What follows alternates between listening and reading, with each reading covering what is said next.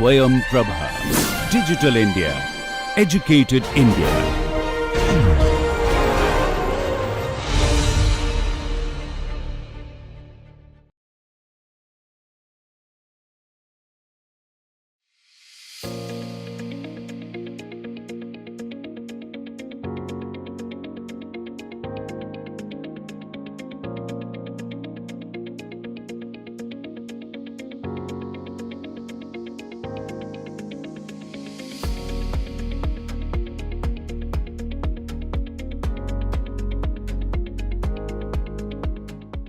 In this lecture, we will discuss the analysis of a beam with piezoelectric patches for energy harvesting applications.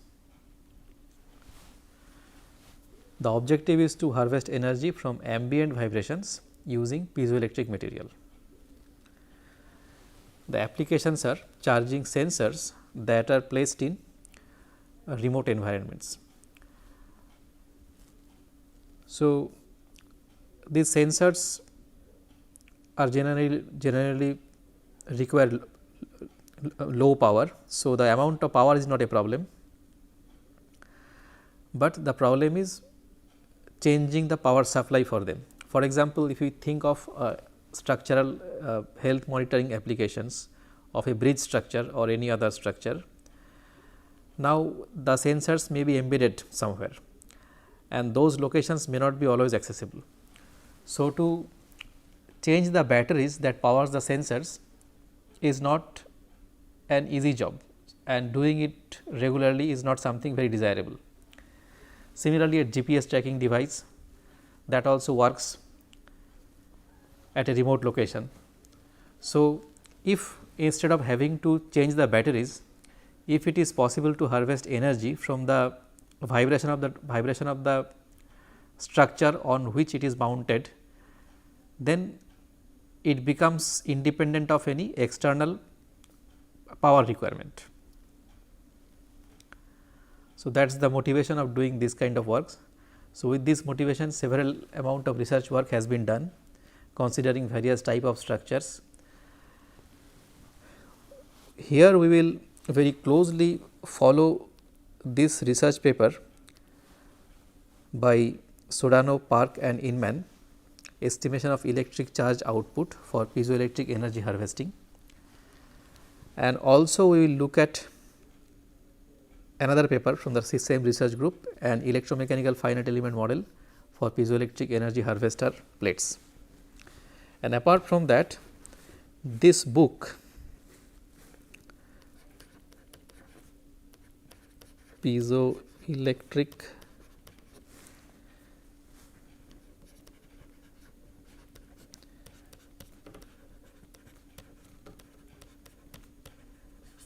energy harvesting by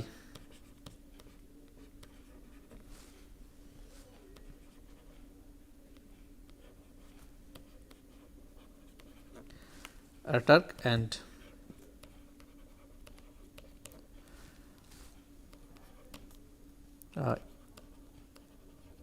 Inman is going to be helpful.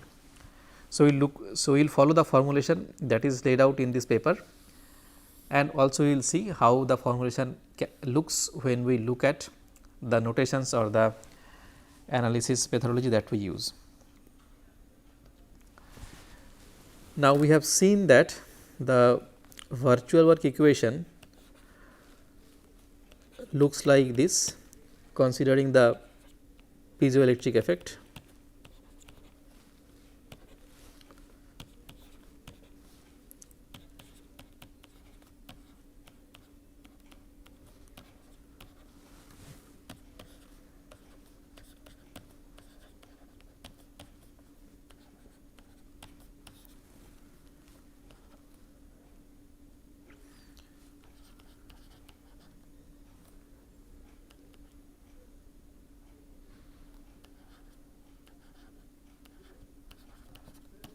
To 0. So, this equation we derived, and so far we have solved only the induced strain actuation problems.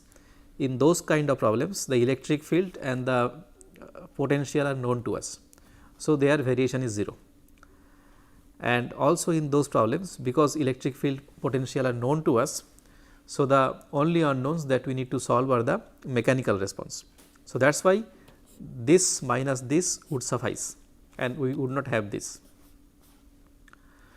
But when we want to do energy harvesting application, in that case the structure is vibrating because of external load and we need to see how is the electrical response. So, the electrical response is something that is not known to us.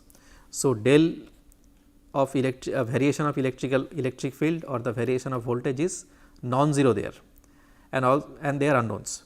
So, that is why in that case we need to have the entire equation in the formulation.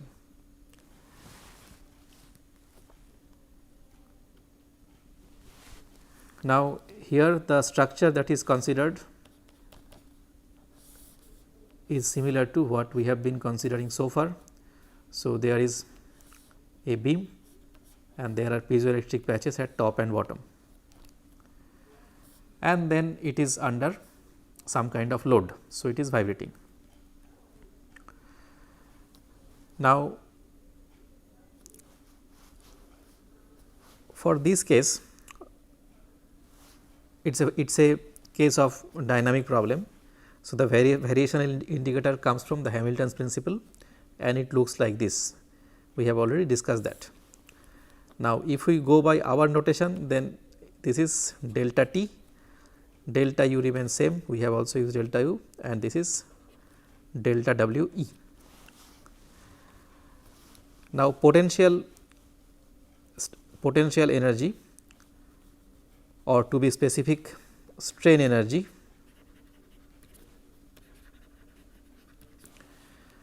can be written as half integral over the volume of the host structure. So, here S denotes host structure and P denotes piezoelectric component. So, half into ST into T integrated over the volume of the host structure. Now, here S means strain vector. Now, here vector has been denoted with this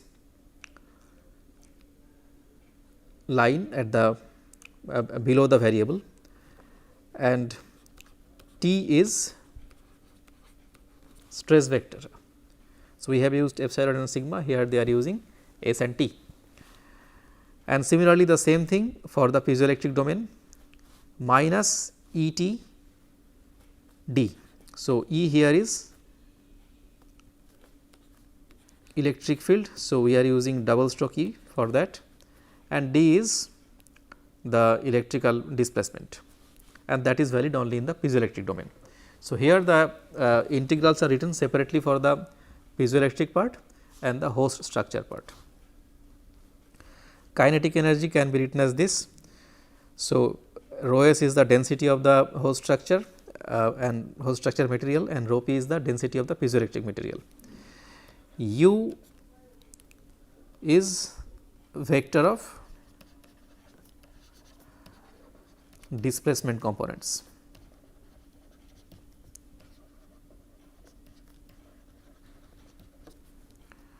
So, we can write maybe U1, U2, U3. For our case, generally we denote U3 as W, and we do not have this out of plane displacement for the beam. But here to be more generic, everything has been written in terms of the vector and matrix form. Later on, the Euler-Bernoulli beam assumption has been applied and things have been reduced.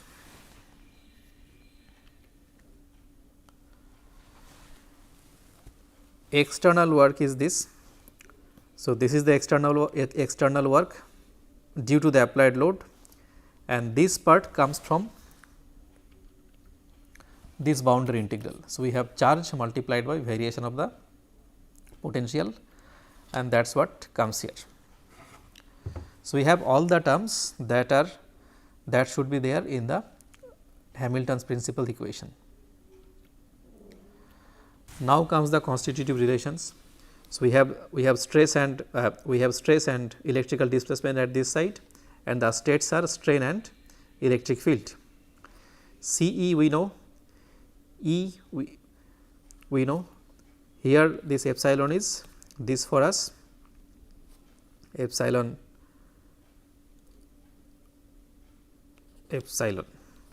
and this is C with a superscript of electric field. So, this is how we defined the constitutive relations when strain and electric field were the state variables. Now, and we also know what are these piezoelectric coefficients E in terms of the D coefficients. Now, if all these material properties are substituted, then the potential energy expression looks like this. So, here we have C s, because T is equal to C s multiplied by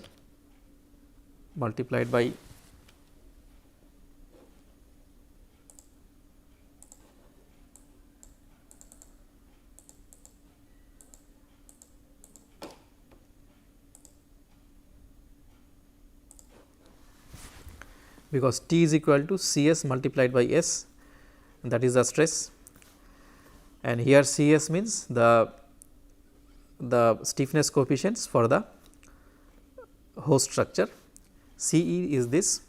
So, if we put the stress expression as C e multiplied by S minus E t multiplied by E, then we get this term minus this term, and then we have the term for the electrical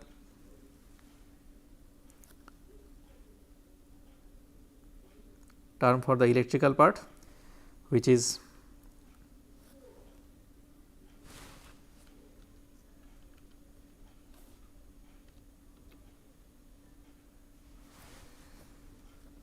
this. So, this should be minus here and this. Now, we need to take the variation of the total potential energy. So, if the variation is taken,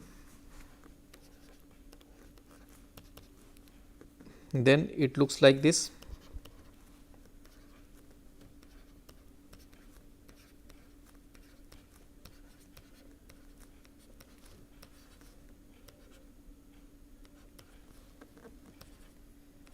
Delta S T C E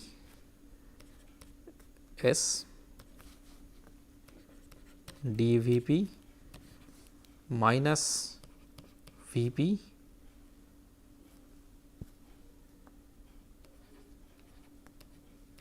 delta S T E T E d V P minus variation of E T E S d V P minus again integral over the V P variation of E T epsilon S E d V P. So, this is the variation of the total strain energy. Kinetic energy is this. So, again if the variation of the kinetic energy is taken, so delta K E, that, so there should be half everywhere, and this becomes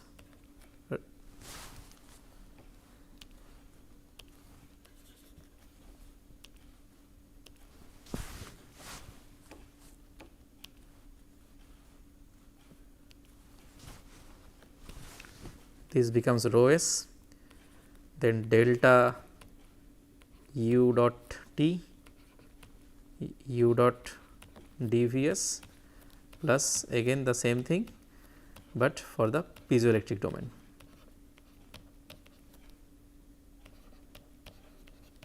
dvp. So, finally, after substituting everything, the variational indicator looks like this. So, here we have the variation of the kinetic energy, and then we have the variation of the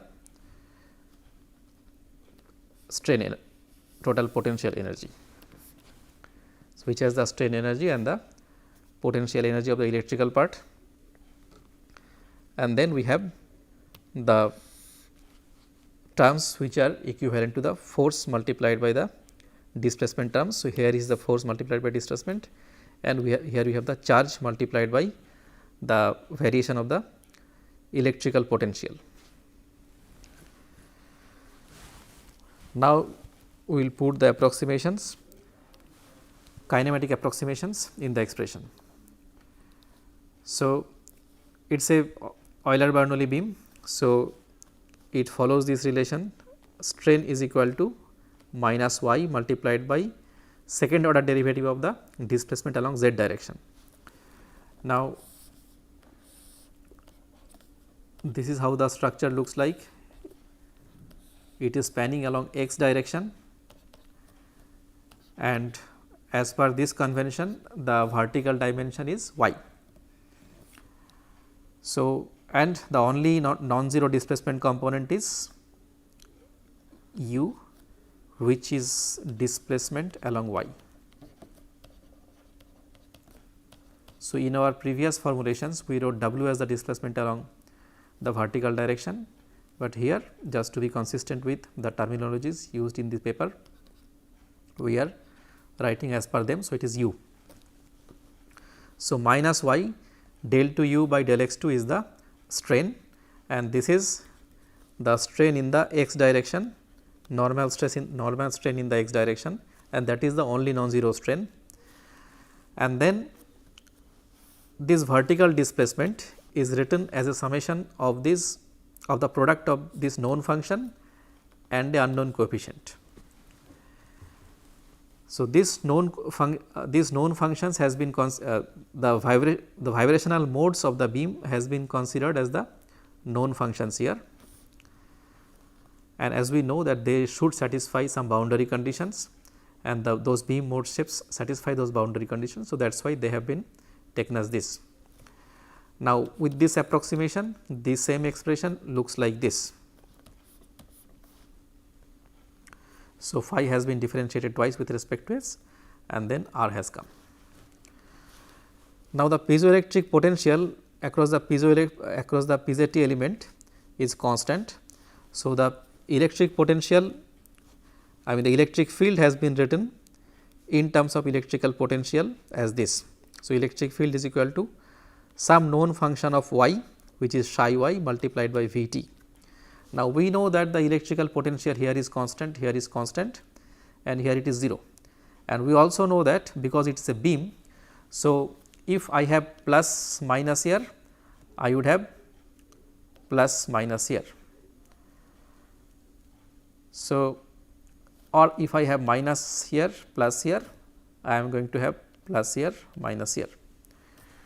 So, this psi is minus V by T p at the top, here it is 0 because it is inert beam, and here it is just the opposite V by T p, and this variation is written as psi y as a function. So, these are the approximations. Now, our job is to put the approximations in the variation indicator, and they have been put here. Now, after they are put,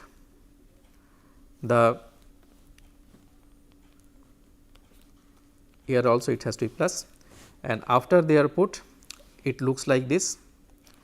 Then we can see here that there are variations with variations of r dot, r, and v. Now, after doing integration by parts, we know that this r dot terms goes away, and r double dot, I mean this dot goes away and r double dot comes here. So, it also becomes r delta r, and then we separate out all the terms multiplied by delta r and the terms multiplied by delta v, and that gives us two sets of equations. But before doing that, let us write these coefficients, their values. So, ms is equal to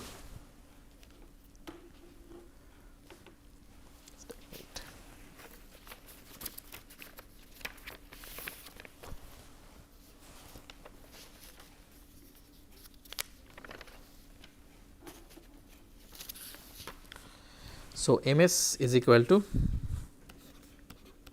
Vs rho s phi t and phi dVs. MP is same thing,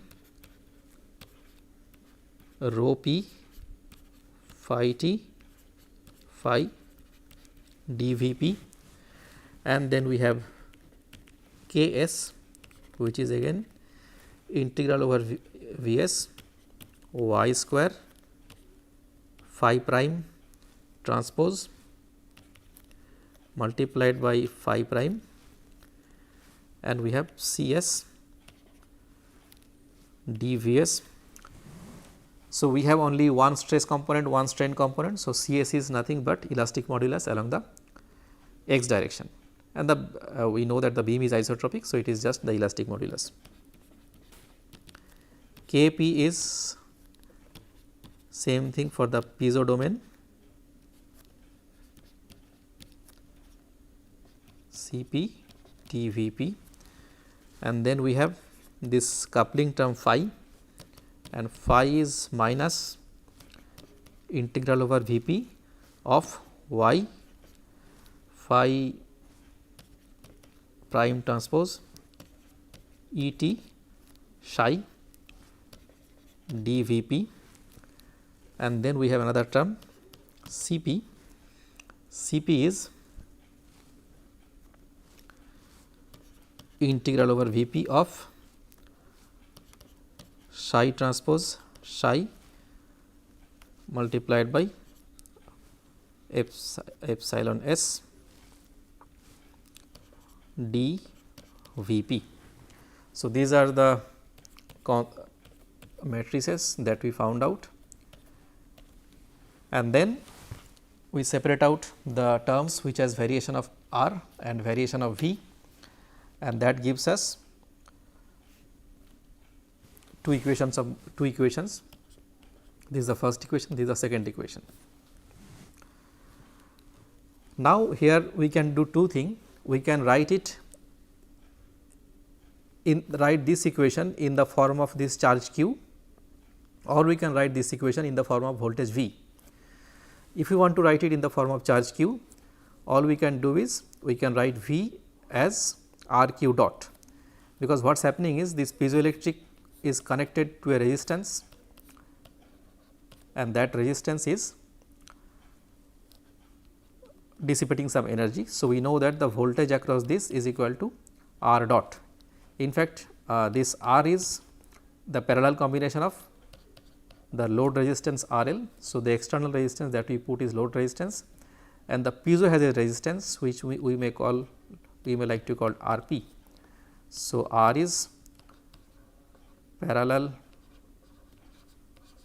combination of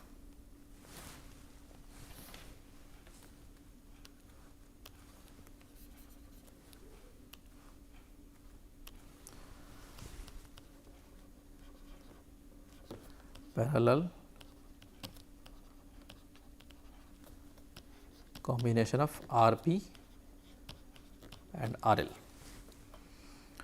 So, we know that 1 by R is equal to 1 by 1 RP plus 1 by RL, and that gives us R. So, this is the R, and then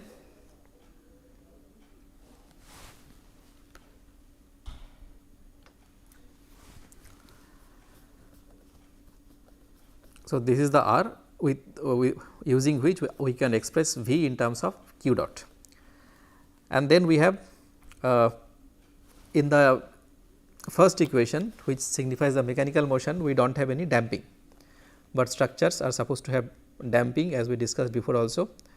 And we also discussed that the damping is generally written as a linear combination of the mass matrix and stiffness matrix, alpha into mass matrix plus beta into the stiffness matrix, and these are called Rayleigh damping coefficients. And if we know the damping factors, they can be found out. So, this is how they are related, the damping factor, the natural frequencies and the Rayleigh damping coefficients. So, incorporating the damping, the first equation looks like this, and incorporating V in terms of q dot, the second equation looks like this. So, these are the two equations which can be solved, and that will tell us, that will give us the variation of the displacement and the electrical charge. And if we know the electrical charge, we can find out electrical current also. Electrical current is nothing but I equal to q dot.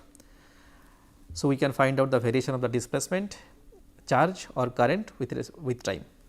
Now, here this q dot term and this which is multiplied with r, and so this r and this c, what they are doing is they are acting as a damper, and they are taking out energy from the system. Now, this system can be tuned for maximum energy harvesting by tuning R. So, by tuning the load resistance, we can tune R, and accordingly we can tune the system for the maximum amount of energy harvesting.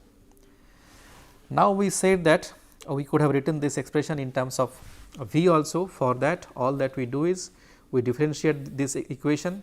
If I differentiate this equation, I have R dot here, I have V dot here, and I have Q dot here, and then this Q dot we replace by V. So, I have R dot, V and V. That way the equation is written with respect to V.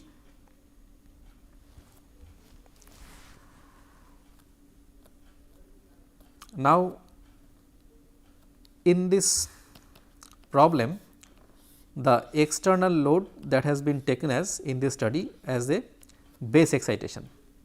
So, this entire thing can be put in a shaker and it can be excited. That is how they did the experiment.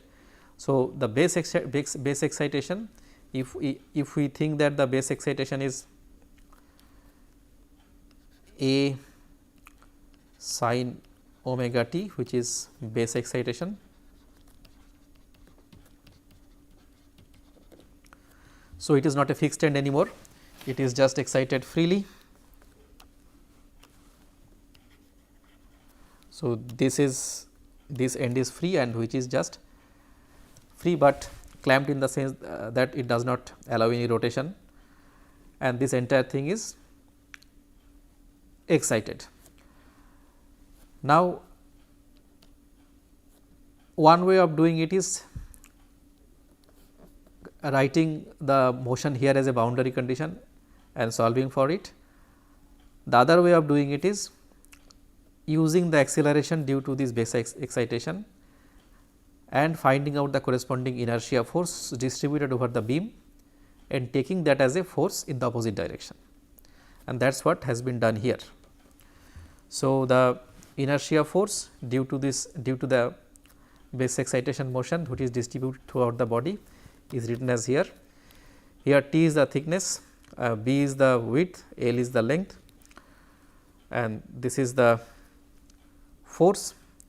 So, the distributed force is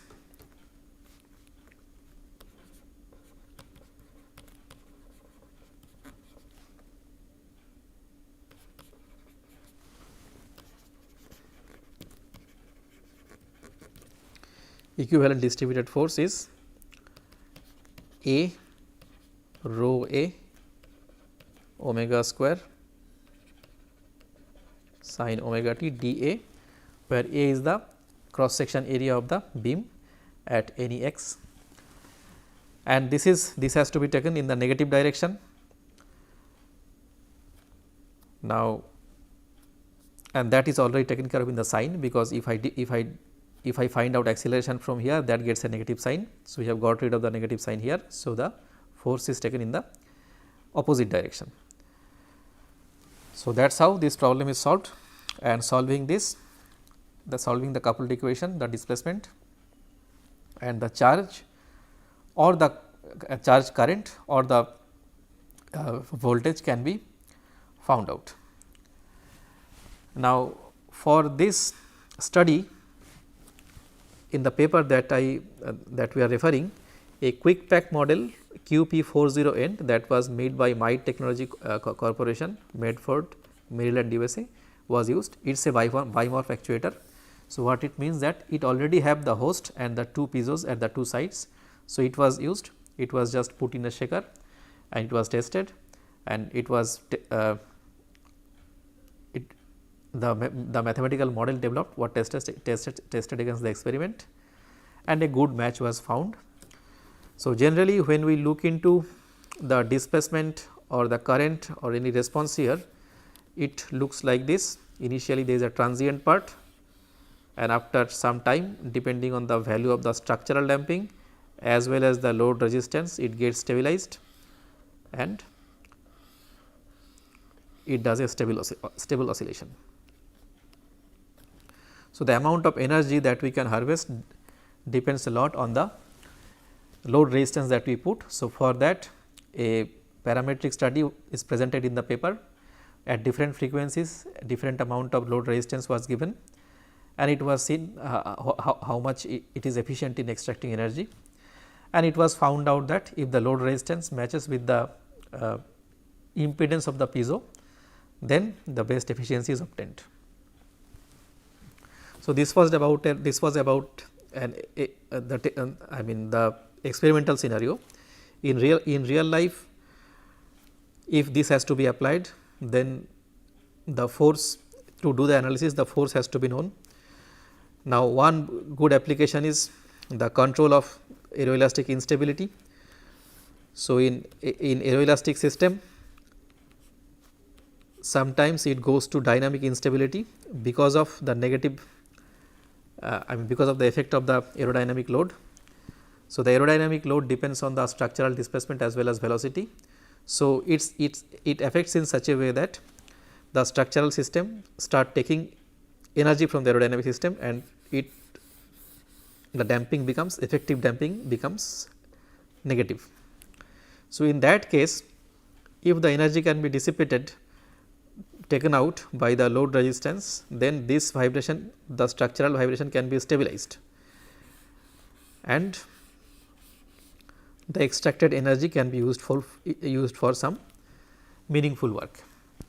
So, that is where a lot of research has been done and is also going on, and there are many other findings by other researchers also.